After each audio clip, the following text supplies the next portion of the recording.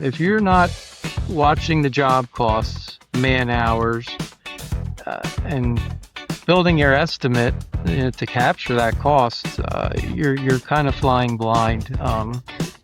We've nailed down job costing. We have great systems in place, but you're not going to get it on day one, but you got to be building your business to capture those job costs.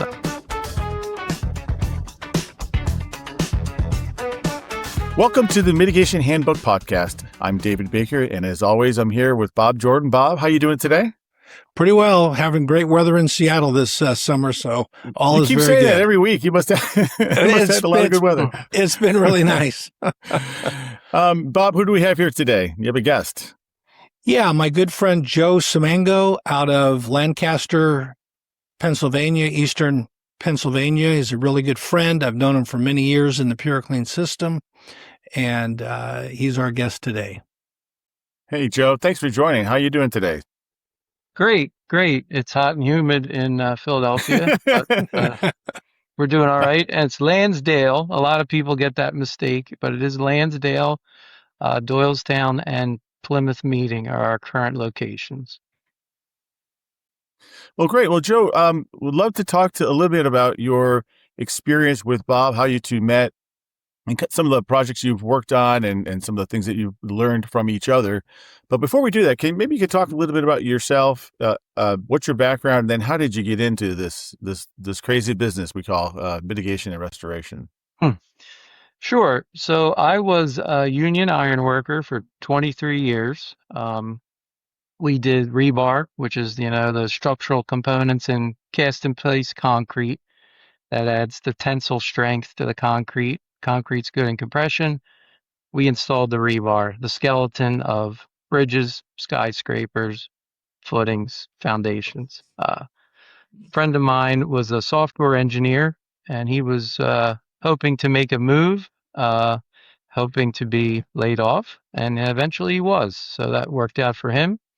And he said, let's start a business. What can we do? We had flipped some properties at the Jersey Shore. We bought one, took it down to the ground, and then built 2 units and sold them.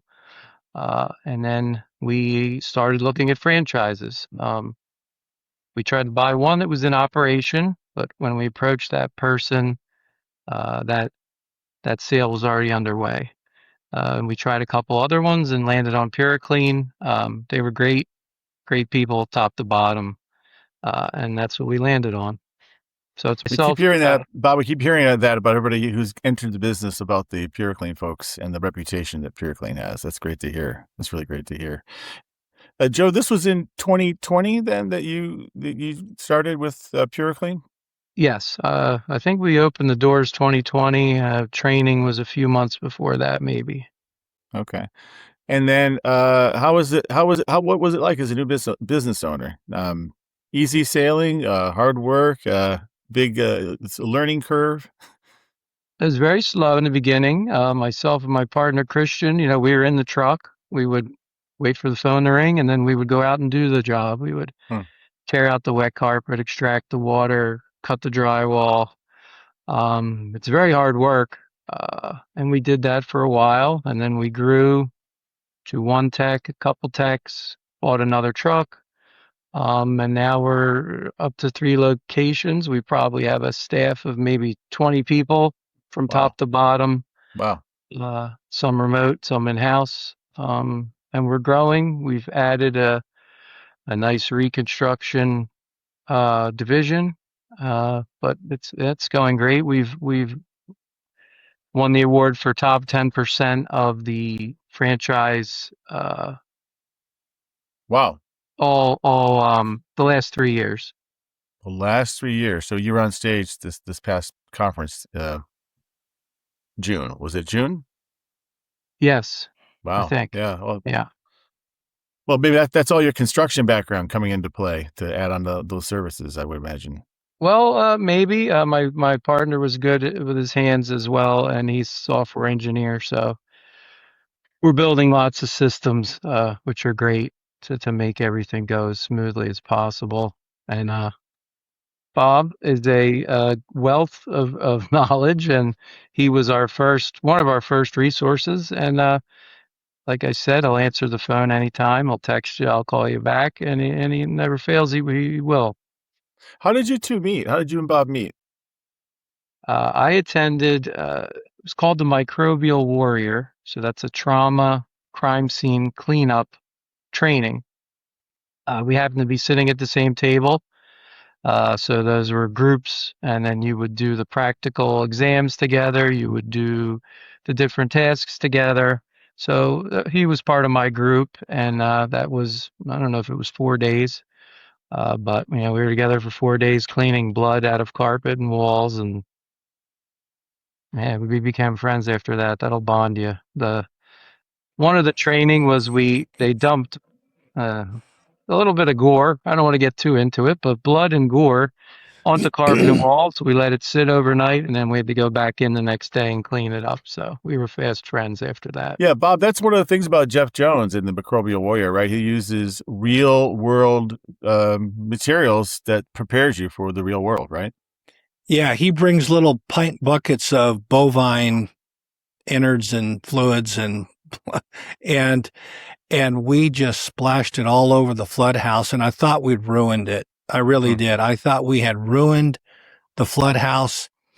As Joe said, we lathered it up pretty good, and then we left it overnight. Well, this is in Florida, and this was in the summertime, and I was out, and then I came back later in the evening, and the doors to the main building were open. And so I was able to go in, and I went back to where the room was. It's a house inside of a warehouse. The actual flood house is a house inside of a warehouse. And when I opened the door to the warehouse, it about knocked me over. The odor was atrocious. And I was able to, hold my breath and get up to the door of the flood house itself and look in, and it just was terrible. I walked away thinking, these walls got to come out. I mean, everything's got to come out. And that's what you think if you don't know any better. And certainly throughout the course, we learned how to clean it. And we actually cleaned the entire flood house, didn't have to remove a stick of anything. I was impressed. That's an incredible program. Wasn't he an Army Ranger? Wasn't he some level of training? I can't remember what it is, but he obviously brings he was with the FBI. Well. He was with, probably the CIA, probably a Green Beret. I mean, he's got a pretty colorful background. So he's rigorous, and I know he's really rigorous about actual work that you're going to be doing when you're out in the field. And Bob, I know that's similar to what that you talk about too. You talk about new business owners or new restoration company owners that get into the business, they get the training, but there's a little bit of a gap. The training's good, but then you get into the field and then really doing the work. There's a little bit extra support that might be helpful. I think that's kind of how you found Bob. Is that right, Joe? Was he there for you when you were first getting into the business and getting these jobs?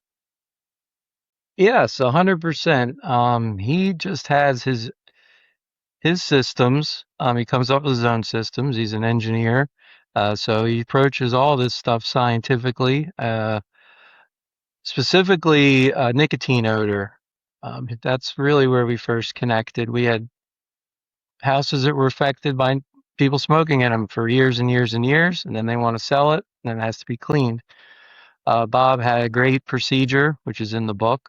So I would refer back to him each time we'd get these jobs, and I would try to refine my invoicing. I would try to refine the system that the guys would use, the chemistry, the products, the wipes, the different tools. But I would say that cigarette smoke was really where I first would lean on Bob. Then refreshing with the trauma and anything that comes up. Like yesterday, we got a call, a laboratory, something in their office. It was some kind of lithium battery, and it exploded, and it went over the wall, ceiling, floor, and the contents. And they said, we need an estimate to come take care of this. So I called Bob and said, let's talk about it. And he knows what to do. He's got the answers, or he'll find the answers. So, and he called me right back. He might have even answered initially. But I prepared the estimate. I sent it in. I think they're going to review some estimates, and we'll see if we get the job.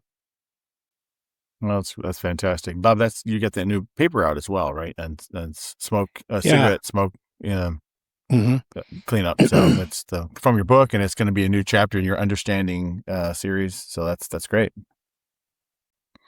Well, Joe, what's next for you then as you develop your franchise? Are you looking at new locations? Are you adding on new services? What are you looking for in the rest of 2026 and on to 2027? We're growing our rebuild. We've recently acquired a couple very experienced project managers, project director from a larger company, one of these private equity behemoths where, from what they've told me, they're not happy with the changes. It changes every day. Their roles and compensation are just dwindled. But these guys are wealths of knowledge for reconstruction. We're very excited. We just hired them yesterday. The two of them from the same company, so they're kind of like teammates. That's really going to be great because, as Bob can probably attest to, every water job you get, when things need to be removed, those people are begging you to put them back.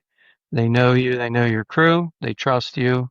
So every job we get, there's most likely a rebuild component that we will also get. So that we're very excited. We just hired a couple of great guys. They're really going to help us grow. Oh, it's fantastic. That's great. Well, thank you, Joe. Bob, what's next for you this week and this what do you got this fall? Well, working again on those papers in the Understanding Restoration series. I've got 6 of them titled. 2 of them are in the books. One of them is halfway done. I'm working on the mold one now. We'll probably present that in a few weeks. And just enjoying that a lot. It's really causing me to dig a little deeper to understand better and to be able to present it better. My ultimate goal with the Mitigation Handbook and with the website, the mitigationhandbook.com, and even with this podcast, the Mitigation Handbook Podcast, is to really reach the newer guy. I came like Joe and like his partner Christian. I came from a completely different industry. I didn't have a background, but like Joe and like Christian, I felt that I was, energetic enough, ambitious enough, willing to learn, willing to understand. And we find that throughout, the PuroClean franchise. And I believe it's duplicated in other franchises as well. You've got people that are looking to be in business for themselves. But like any industry, you've got specific knowledge required. Joe was an iron worker. I have 2 sons-in-laws that were also iron workers. It's very hard work.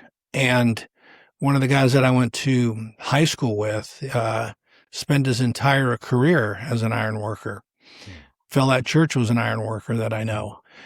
And you don't learn that overnight.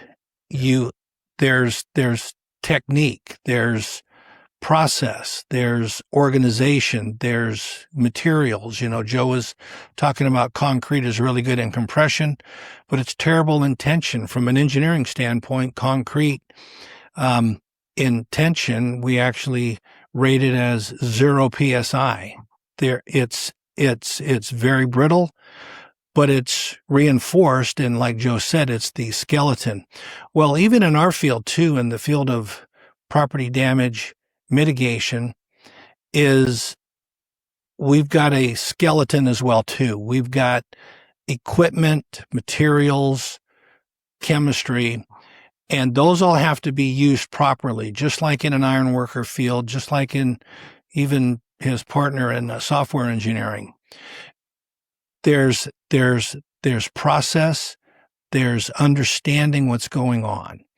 And Joe's a sharp guy. I mean, you can just tell by talking to him Of here. course.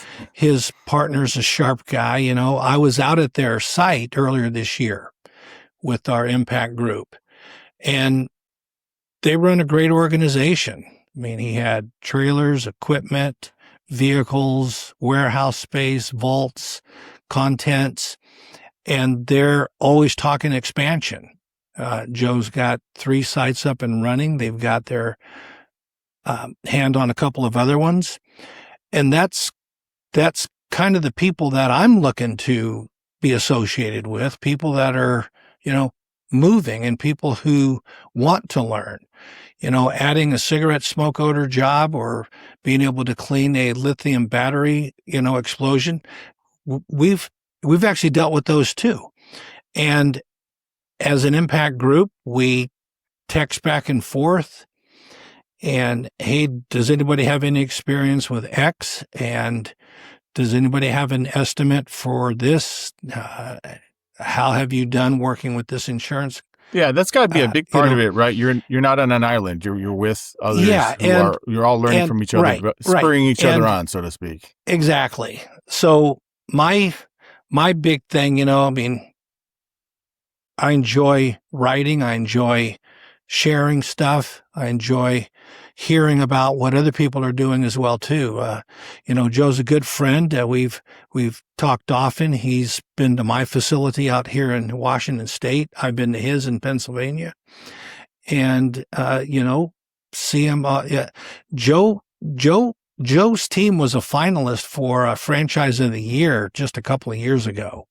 They're a shooting star in the, you know, in the PuroClean world. He's won the President's Circle, he and his team, the last 3 years in a row.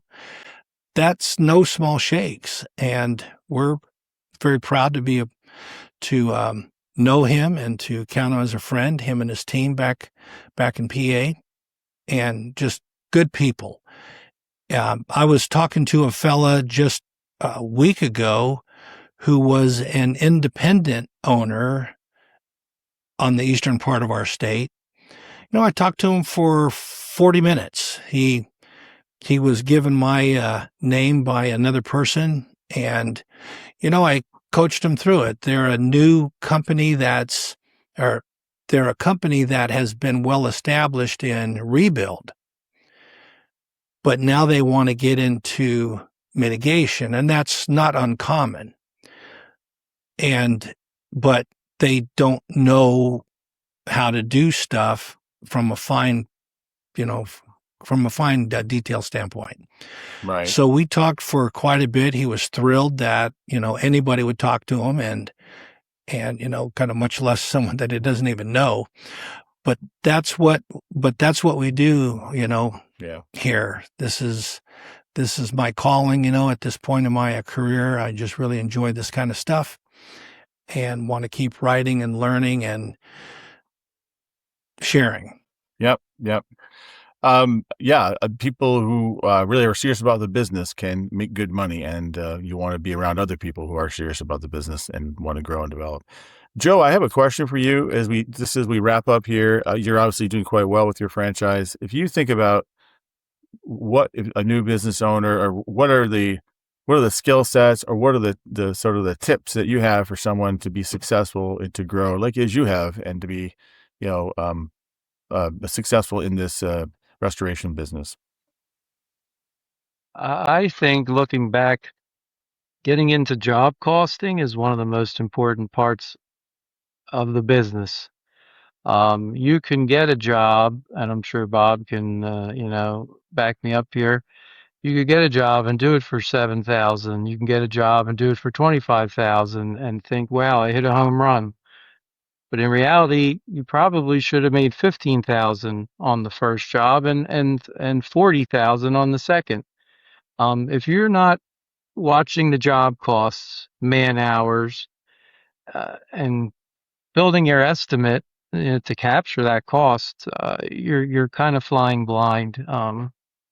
We've nailed down job costing. We have great systems in place, but, you know, you're not going to get it on day one, but you got to be building your business to capture those job costs, I think. Um, you need a staff to support you. You can't think you're going to do it by yourself. Or you and a couple guys, you'll run yourself ragged. You need a great support team, and the more you grow, the more that team has to grow. I would say that build Yeah. that support team quickly. And number one is job costing. I don't know what you think about job costing, Bob, but I can assume I know the answer. Well, you're absolutely right. Yeah, you know, the field of property damage and restoration, we're backed up by insurance. We can do self-pay. We have specialty skills. There's various jobs, but you still have to run your business as a business. And you've got to know your numbers. And there's no getting around that. You have to know what is it costing you to do what you're doing. Back Joe up 100% on that. No question about it. Yeah. Well, you two are supporting each other. You're part of the support team, support network that you have. And clearly you know the numbers. We know the numbers now too, and they're good. Joe, thank you for joining us. And thanks for taking time for the Mitigation Handbook podcast. And we wish you the best. And Bob, thank you again for another great episode. David, thank you. And Joe, thank you. Of course. Thanks for having me.